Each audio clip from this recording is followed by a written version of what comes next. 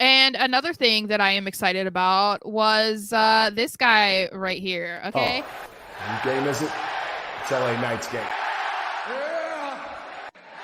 I like I like how we both just at the same time just you had your I was just like Yes.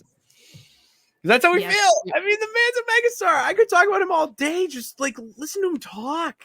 He just exudes the confidence you want to take and hold as your own.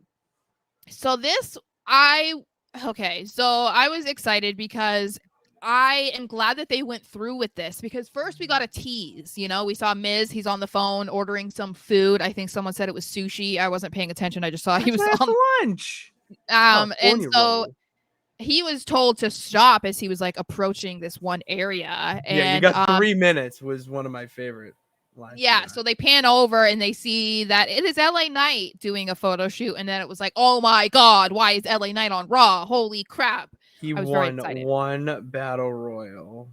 I know, and then there he is, and he's like, hello, I'm famous, I'm a big deal. And I was like, yeah. So then later Miz gets in the ring and he basically just calls LA Knight out. He says LA Knight is disrespectful, that he didn't even introduce himself, but decided to throw him, of all people, out of the battle royal. And then he keeps going on, and then LA Knight, of course, comes out, and he's just like gets one of the loudest pops of the night, and looking good. So Miz talks about all that he has accomplished and says that Knight has done nothing, that he is just an attitude era fanboy in cosplay, and that fans only like him right now because he's the flavor of the month. So it was a hell of a line. It was a really good line. What this reminded me of, and I said it even when I rewatched it earlier, it felt very much to me like a John Cena roast. The way that he like would do that with the people that he was trying to put over, like Austin Theory, Roman Reigns, like he was taking what people were saying about them online or like whatever, in whatever capacity they were saying it, and was shooting it back at them. And I felt that was what the Miz was doing. So I really liked that because we haven't seen that side of Miz, but we know that he's in that era of his career where he's putting guys over. So it just felt, I don't know, I really liked it. He then goes on to talk about his 20-year career and then questions what Knight has even done, because like you've been on the outside, you've not even, you haven't accomplished even half of what I've accomplished. Yeah, he really technically has. In WWE, he has not. Right.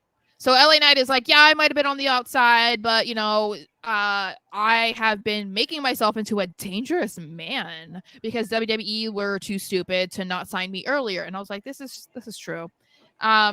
And he says that the reason the Miz was pushed around was because they knew that they could do it and he did it, but that if it were him, it would never happen. He said, nah, it would not happen with him. Papa didn't make no mess, is what he said. And I was like, that was a great line too. And he says that he is coming for the main event and he will use the Miz as a stepping stone. And Miz got very upset about that. And he said, oh no, don't worry, I'm not talking about your stepping stones down there. And I was like, King LA Knight. Yeah. A stepping stone? No, hold it. I'm not talking about the stepping stones you got in your pants there. Yeah. Yes, thank you.